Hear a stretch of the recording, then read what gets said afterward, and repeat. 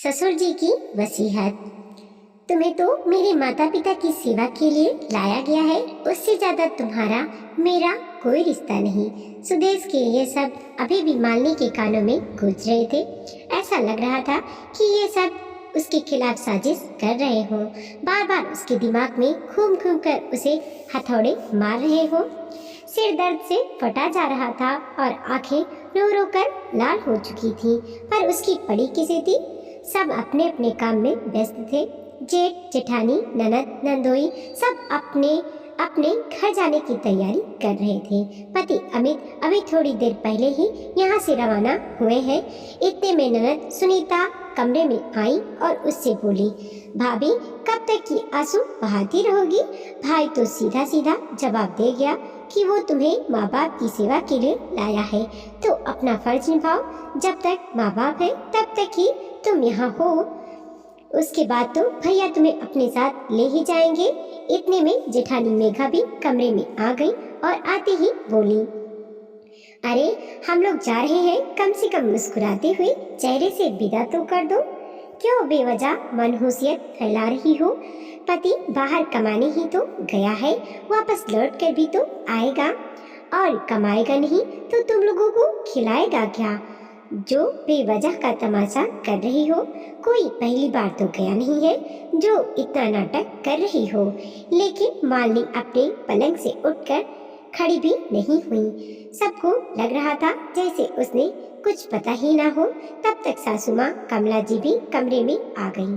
आते ही गुस्से में बोली, अरे ये क्या रोना सूरत लेकर बैठी है। अब पति कमाने भी नहीं जाएगा क्या।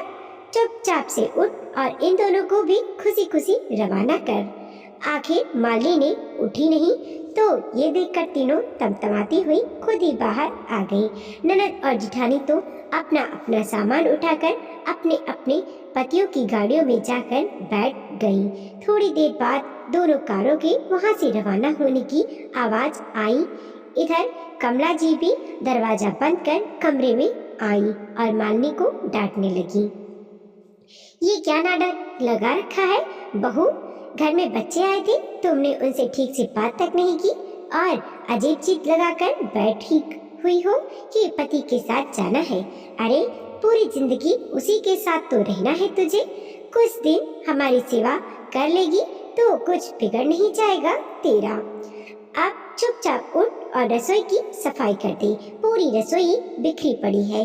आजकल की बहुओं को तो सास ससुर की सेवा करते हुए रोना आता है। ना खुद सेवा करती है, ना अपने पतियों को ही करने देती हैं। मुंह उठाकर कह देती हैं कि पति के साथ रहना है, जैसे पति के अलावा कोई है ही नहीं। परिवार तो जाए भाड़ में इनकी बला से। कहती कहती कमला जी भी कमरे के बाहर निकल गई। मालिनी वही पलंग पर बैठी बैठी कमला जी की बड़बड़ाहट आंसुओं के साथ सुन रही। 1 साल हो चुका है उसकी शादी को। घर के सबसे छोटे बेटे अमित की पत्नी बनकर वो इस घर में आई थी। ये शादी अमित के पिता भवानी प्रसाद जी ने कराई थी। अच्छा खासा रुतबा था उनका, पैसों से नहीं बल्कि नाम से। पैसा इतना ही था कि उन्हें उच्च मध्यम वर्गीय कह सकते थे। उन्होंने अपनी ईमानदारी से जिंदगी में नाम तो बहुत कमाया, पर उनके बच्चों को उनकी कद्र कभी नहीं थी। कभी उनके मान सम्मान का उन्होंने कभी ध्यान नहीं रखा।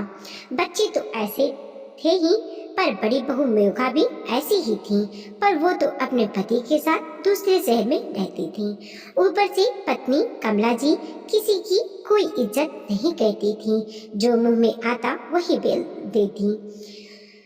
मालिनी भवानी प्रसाद जी के दोस्त की बेटी थी, जो मध्यम वर्गीय परिवार से थे। बिना माँ की बेटी होने के बावजूद भी उसमें संस्कार पूरे थे। परिवार को परिवार समझकर चलती थी और उसकी यही आदत भवानी प्रसाद जी को बहुत पसंद आ गई। हालांकि मालिनी को इस घर में कोई भी बहू बनाकर लाना नहीं चाहता था, पर भवानी प्रसाद जी के सामने कोई कुछ बोल नहीं पाया और मालिनी इस घर की बहू बनकर आ गई। लेकिन अब भवानी प्रसाद जी के बिस्तर पर पड़ने के बाद मालिनी की कोई इज्जत भी नहीं रहा। तानों की बौछार भी अब तेज हो चुकी थी, पर बिस्तर पर पड़े पड़े उसकी हालत देखकर उन्हें दुख होता था। इधर अपने कमरे में पड़े पड़े भवानी प्रसाद जी भी आंसू बहा रहे थे, लेकिन क्या ही कर सकते थे।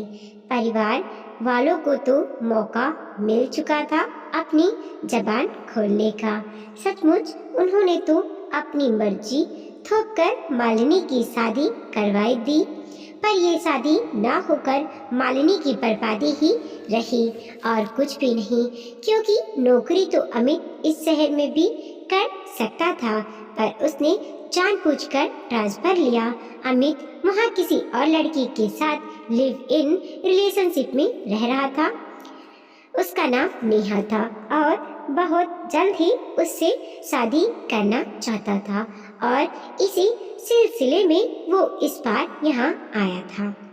भवानी प्रसाद जी से तो मिलने का सिर्फ बहाना था, इसीलिए पूरा परिवार एक साथ यहाँ इकट्ठा हुआ था।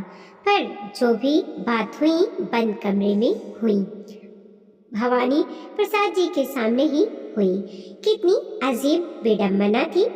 फैसला भी उन्हीं के सामने हुआ कि जब भवानी प्रसाद जी की मृत्यु हो जाएगी उसके बाद ये शादी होगी, नहीं तो दुनिया को भूलने का मौका मिल जाएगा। और उससे भी बड़ी कारण था कि अभी तो फ्री की नर्स मिली हुई थी। अगर मालिनी चली जाती तो ये सेवा कौन करता, इसीलिए भवानी प्रसाद जी ने मालिनी को अमित के साथ जाने के लिए कहा। हालांकि उन्होंने इसका कारण नहीं बताया, नहीं तो मालिनी को दुख होता, लेकिन मालिनी तो ये सब बात सुन चुकी थी जब वो लोग कमरे में बात कर रहे थे और मालिनी चाय पकड़ाने के लिए कमरे में आ रही थी। तब उसे ये बातें सुनाई दी थी। सुनकर उसे रोना तो बहुत आ रहा था, पर अपने आंसुओं को रोककर वो कमरे में आ गई थी। जानती थी कि अमित तो अपनाएगा नहीं, पर बस भवानी प्रसाद जी के कारण मालिनी ने अमित के साथ जाने की जिद की थी। मगर भवानी प्रसाद जी ने अपने जीते जी कुछ न कुछ फैसला करके जाना चाहते थे, क्योंकि उन्हें यह पक्का विश्वास हो चुका था कि अमित मालिनी को रखेगा नहीं और उनके मरने के बाद मालिनी बेसहारा हो जाने वाली है, क्योंकि उसके पिता की मृत्यु तो उसकी शादी के कुछ ही महीने बाद ही हो चुकी थी। इसीलिए 2 दिन बाद ही उन्होंने मालिनी को कहकर अपने किसी दोस्त को फोन किया और उन्हें घर बुलाया, लेकिन घर में किसी को भी नहीं पता था कि उन्होंने अपने दोस्त को बुलाया क्यों है। यहाँ तक कि मालिनी को भी नहीं पता था। हालांकि उन्होंने मालिनी से ये जरूर कहा था कि अपना हक बिल्कुल भी मत छोड़ना। तब मालिनी को कुछ भी समझ नहीं आया था। 1 महीने बाद भवानी प्रसाद जी इस दुनिया से कूच कर गए। तब सारे परिवार के लोग वापस एकत्रित हुए। इस बार अमित के साथ नेहा भी आई थी। हालांकि रिश्तेदारों में उसने अपनी दोस्त बताकर उसकी पहचान कराई थी। जब सारा क्रिया का कार्य हो गया तो पूरा परिवार बाहर कमरे में एकत्रित था। उस समय मालिनी रसोई में काम कर रही थी। तब कमला जी ने मालिनी को बुलाया। जब मालिनी रसोई से निकलकर बाहर आई तो अमित ने कुछ पेपर्स उसके सामने रखते हुए कहा, देखो मालिनी, मैं तुम्हें पहले भी कह चुका हूँ कि तुम्हें इस घर में सिर्फ और सिर्फ मेरे माता पिता की सेवा के लिए लाया गया है। इससे ज़्यादा मेरा कोई तुम्हारे साथ रिश्ता नहीं। अब मैं तुम्हें किसी अंधेरी में नहीं रखना चाहता। तुम्हें यहाँ रहना है, आराम से रहो, क्योंकि तुम्हारा अपना कोई घर नहीं। तुम्हारा खर्चा भी हम उठा लेंगे। यहाँ रहकर मेरी माँ की सेवा करो, पर अब मैं नेहा के साथ शादी कर रहा हूँ, इसीलिए इन तलाक के पेपर्स पर साइन कर दो। मालिनी ने ये सुनकर हक्की बक्की सी खड़ी रह गई।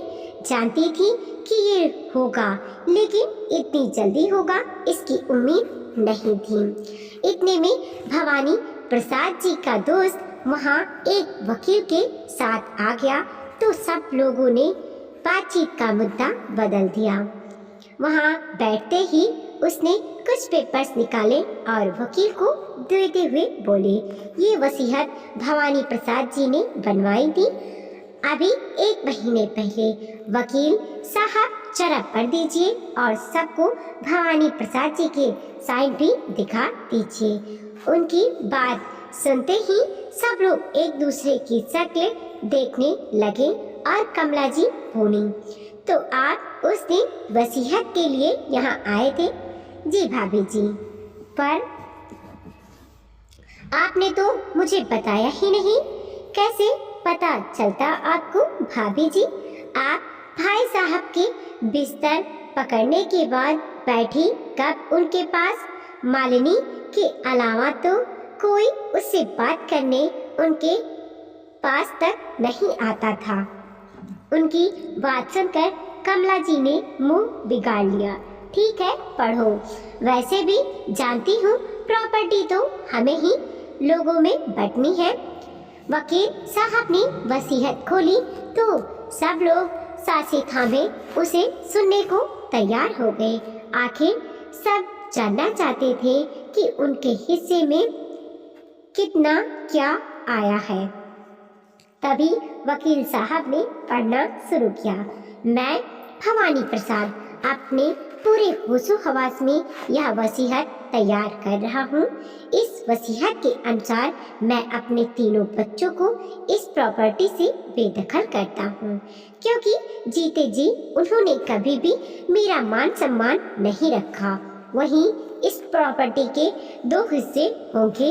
एक मेरी पत्नी कमला को दिया जाएगा, जिससे वो अपने बुढ़ापे में अपने बच्चों पर मोहताज ना हो, और दूसरा हिस्सा मेरी छोटी बहू मालिनी के नाम कर रहा हूँ। उस बच्ची ने मेरे बच्चों से बढ़कर मेरी सेवा की है, तो वो इस हिस्से की पूर्णतया हकदार है। सुनकर सब लोग सख्ती में आ गए। अरे ऐसे कैसे प्रॉपर्टी से बेदखल कर सकती है पापा? हम उनके बच्चे हैं, हमारा पूरा हक है इस प्रॉपर्टी पर। हम कोर्ट में जाएंगे। ननद सुनीता तिलमिलाते हुए बोली, आपको कहीं भी जाना है आप लोग जाइए। वसीयत भवानी प्रसाद जी ने खुद बनवाई थी। कोई भी कोर्ट इस वसीयत के विरुद्ध जाकर के आपको आपका हक नहीं दिला सकता, वकील ने कहा।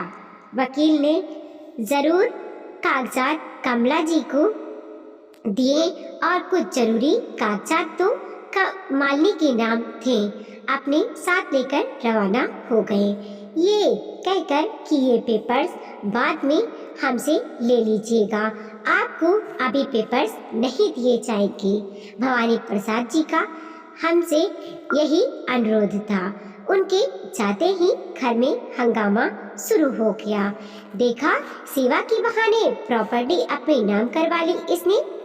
इतना बड़ा धोखा किया हमारे साथ। जेठानी मेघा बोली, क्यों यही बातें करने जा बैठती थी तो उनके पास मेरे बच्चों का हक छीन रही है। शराफत से इनका हक वापस कर दे, तेरा इस प्रॉपर्टी में कोई हिस्सा नहीं है। कमला जी बोली, हाँ मालिनी, वो प्रॉपर्टी तुम वापस करो और तलाक के पेपर्स पर साइन करो। बस बहुत हो गया। हम मानते हैं कि तुम्हारे पास कुछ नहीं है, इसीलिए ऑफर कर रहे हैं कि यहाँ रहकर माँ की सेवा कर लेना। हम तुम्हारा खर्चा उठा लेंगे। अमित ने बड़ी बेशर्मी से कहा। उसकी बात सुनकर मालिनी को गुस्सा आ गया। मैंने तुमसे शादी की थी, तुम्हारी माँ को गोद नहीं लिया था।